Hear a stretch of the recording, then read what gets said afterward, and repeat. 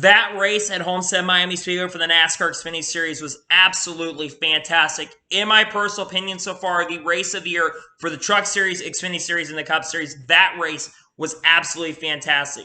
What's going on, guys? It's Daniel, and welcome back to another video. Today, I'm going to be doing the race review for the 2021 Contender Boats 250 at Homestead-Miami Speedway, the third race for the NASCAR Xfinity Series calendar. Let's just jump straight into it.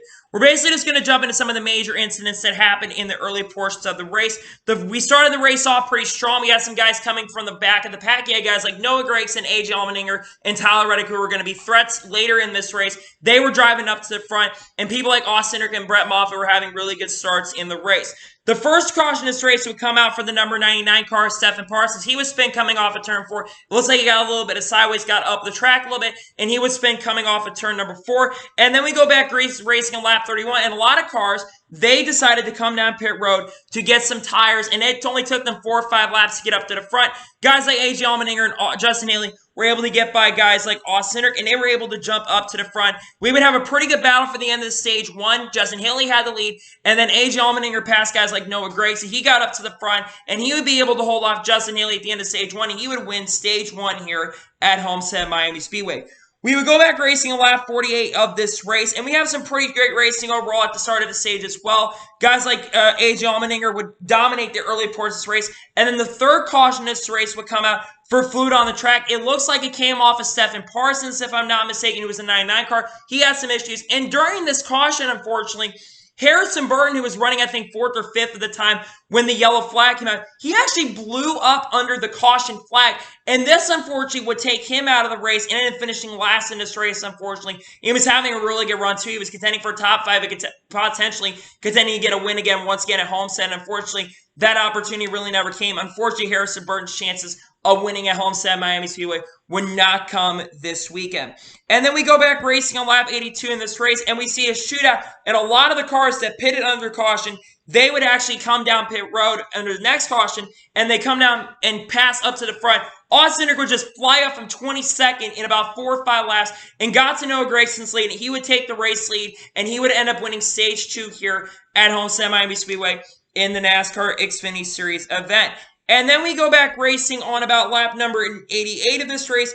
And then we see a couple, about 10 or 11 laps of green flag racing. And then during the commercial break, Forever Racing, because Fox said to have a commercial break, with about 70 laps to go in the race, there would be some contact between Justin Allgaier and Riley Herbst. In my opinion, that incident goes in Justin Allgaier. He came up in a racetrack in front of Riley Herbst. He took some blame on Twitter. He actually responded on Twitter. He took the blame responsibility for that incident on the racetrack. That would take him out of contention. Unfortunately, would hurt Riley Herbst. Really wasn't having a great day, to be honest with you. He was kind of having a rough day using Chase Briscoe's setup. He was not really having a fantastic day at Homestead. Justin Allgaier took blame. He went up the racetrack, and that was on Justin, in my personal opinion. And then we go back racing on lap 103 in the race, and then we see a couple more laps of green flag racing. In the around 60 laps to go in the race, more fluid would come on the racetrack. And I think at this time as well, during the caution, or the previous caution, Ty Dillon actually would, I think, blow up or something, or he had a hole in the radiator for some damage. That would take him out of contention. He was running, like, not that great either, to be honest with you. He was running, like, I think, 7th or 8th most of the day, which he was almost contending, should have been contending for a win, but really didn't have an opportunity to win. But that would be the final caution for a lot of things would happen. And then we would see a long green flag run in this race, coming to the end with around 51 laps to go in the race. We would go back racing and saw some really strong racing overall. You had guys that were coming to the back from the fresh tires, guys like Tyler Reddick, who was not up in the front until the end of the race, and Brett Moffitt, who was overall having a really great race. He was driving himself all the way back up the front. It looked like he was going to be a contender for the win at the end of the race. And then Noah Gragson, who had a fast car at the end of the race, he would take the lead with around 30 or 40 laps to go, passing Brett Moffitt, and he would looks like he'd drive off into sunset. Meanwhile, Josh Berry, he would have a tire go down. He would get into the outside wall, and that would almost take him out of contention. He started driving back up to the front, and then he was up in about 10th or 15th, so he bounced back to a pretty strong run at the end of the race. At the end of the race, with around 3 laps to go in the race, Noah Gragson, while leading, would run into the back of David Starr. This is the major incident right here. David Starr would cut down a tire going into turn number 3, and Noah Gragson would run into the back of him, unfortunately taking Noah Gragson, who was leading with 3 laps going to race, out of contention to win the event. Now, in my personal opinion on the incident, no one's at fault for the incident. Noah had nowhere to go, and David Starr ran the outside wall. I've seen a lot of people saying that Noah David Starr should have gotten out of the way a lot quicker. When you have a tire go down like that, there really is nothing you can do, in my personal opinion. That is on nobody. It was just a bad racing incident. I really do feel bad for Noah because he's had the best car here the last 3 races here, Homestead-Miami Speedway. And I think you really should honestly feel bad for Noah right there because, in my honest opinion, Noah got screwed. But that was not on David Starr. David Starr really had nowhere to go. So in my personal opinion, after dominating the race, that was on nobody, and unfortunately, Noah Gragson's day would come to an end early, and Noah Gragson's post-race interview was absolutely hilarious. He called David Starr a dipshit, called a lot of the slower cars a bunch of dipshits. Noah, never change, man, because you are a great dude, and you have a great personality like Tony Stewart does. And then we would go back racing with around 2 laps to go into overtime, and it looked like Tyler Reddick and Myatt Snider were going to be the late contenders in this race. Tyler Reddick would actually hold on because the final caution in this race will come out for A.J. Allmendinger spinning off a contact, it looked like, either from the 19 or the 51 car, and he would spin down the front track. I was surprised that a caution came out for that because he really got sideways, but that would basically be it, and that would be the final caution race, and then we would see a pretty good shootout for the win in this race between Myatt Snider and Tyler Reddick. But on the ensuing restart, Myatt Snider is able to pull away from Tyler Reddick. Tyler Reddick is charging at the end with 2 laps to go in the race. Coming off at the final corner, Myatt Snider is able to hold off Tyler Reddick, and he scores his first ever NASCAR Xfinity Series win and gets it done in his 3rd start for Rich Scholes Racing this season. So Myatt Snider wins here at Homestead-Miami Speedway in one of the best Xfinity Series races I have seen in a very, very long time.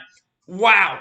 Myatt Snider, the guy that, a lot of people don't call him very talented. A lot of people feel like he did not deserve this ride, to be honest with you. Not me. I thought Myatt Snider had a lot of talent. He did really good last year in the 2 car, had quite a few top 10s, and he was running up front in the car 93 car for RSS Racing last year, so he absolutely deserves this win. Myatt Snider did not have the best car all day. Noah Gragson had the best car all the day.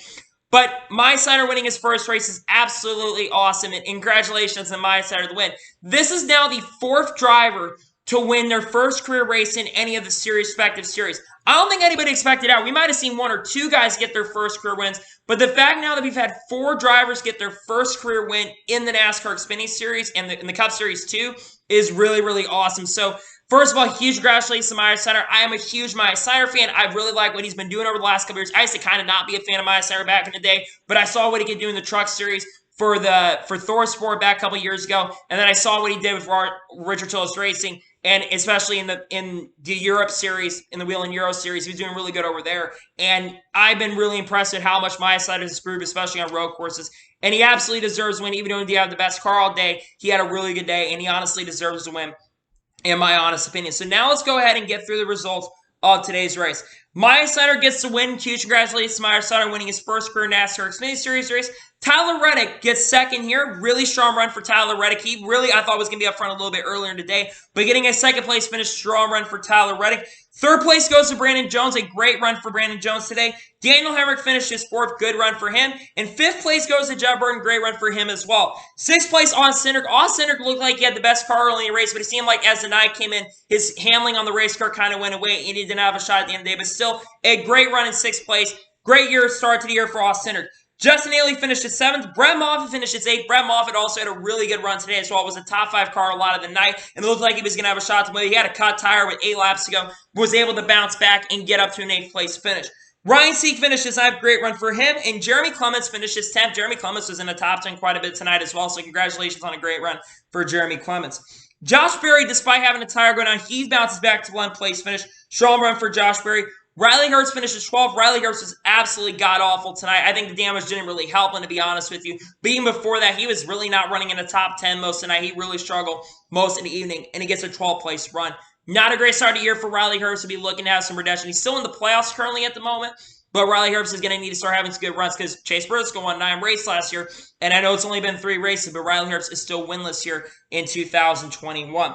J.J. Ely gets a 13th place finish in the 17 car. That driver actually really impressed me tonight. And I'm not a big fan of J.J. Ely myself, but he was actually running top 20 a lot of the race tonight with Rick Ware Racing, which is really, really good. Great run for J.J. Ely this evening. 14th place goes to Michael Neff. 15th place goes to A.J. Allmendinger. He had a top 5 car most of the night, but unfortunately, that kind of went away, and he gets a 15th place finish. Alex Abay gets 16th tonight. Strong run for him. Timmy Hill finishes 17th. Dexter Bean finishes 18th. Tommy Joe Martins finally has some decent luck, gets a top 20 and 19th. And finishing 20th tonight is Landon Castle. 21st place goes to Jay Buford. 22nd goes to Davis Hart despite having the issues in the race. Jeffrey Hart finishes 23rd. 24th place goes to Chad Fitch, and Ryan Vargas finishes 25th. 26th place goes to Kyle Weather, and 27th goes to Josh Williams. 28th place goes to Joe Graff Jr. 29th place goes to Greg Gaulding. 30th goes to Matt Mills. 31st goes Santino Ferrucci making his first start. He actually, I think, would have a go in the outside wall. He would also run over some equipment that would take him out of contention in this race. 7 Bars finishes 32nd. 33rd goes to Jesse Little. 34th, Noah Gragson, after his issues being the best car most of the night. He gets 34th tonight, which is a really great shame. Brandon Brown finishes 35th. Bailey Curry finishes 36th tonight. 37th place goes to Colby Howard. 30th goes to Ty Dillon after his issues. Justin Allgaier finishes 39th, and Harrison Burton finishes 40th in last place in this race. And now let me give you the rating of tonight's NASCAR Xfinity Series race. Absolutely one of the best Xfinity Series races at Homestead I have seen in a very long time. Yes, there were points in this race that was dragging out, but you were really worried to see if some of those guys were going to make it on field, like Noah Gragson and other guys in the farther back, and even Tyler Reddick, who pitted and topped off. You're wondering if he was going to be able to make it on field, because he pitted at the end of the race, and he was certain if he wasn't going to make it on field. Same with other guys that were in the back. I mean, at the time, Brett Moffitt and Jeremy Clemson in the catbird seat, but those guys were kind of on the window as well. So it was a really cool race overall. We saw some fantastic racing, fantastic passes for the lead. I give tonight's race and tonight's race score a 9 out of 10. Absolutely barn burner race. Fantastic race, in my opinion. Race of the year so far in NASCAR altogether in the Trucks Xfinity Series and Cup Series so far. I don't think the Cup Series race tomorrow is going to be as good since we're running the 550 horsepower package. I think it'll be an okay race in my honest opinion, but I don't think we're going to see a very good race overall. But once again, huge congratulations to Myatt Snider on winning his first career NASCAR Xfinity Series race and becoming the 4th driver to win their first race in all 3 of NASCAR's top tier series. Huge congratulations to Myatt Snider on winning tonight's race. So, anyway, that is going to be it for tonight's race review from Homestead-Miami Speedway for the NASCAR Xfinity Series. I want to thank you guys for watching. Please like, subscribe to the channel, turn notifications so you can be notified when a video does go live on my channel. Follow me on Twitter, Facebook, and Instagram, and support me on Patreon as well. Link description below for that, and comment your thoughts on tonight's race. What did you think tonight's race? Let me know in the comments below, and congratulate Myatt Snider on winning his first career NASCAR Xfinity Series race. Anyway, like I said, I want to thank you guys for watching today's video, and I'll see you guys next time. Take care, everybody.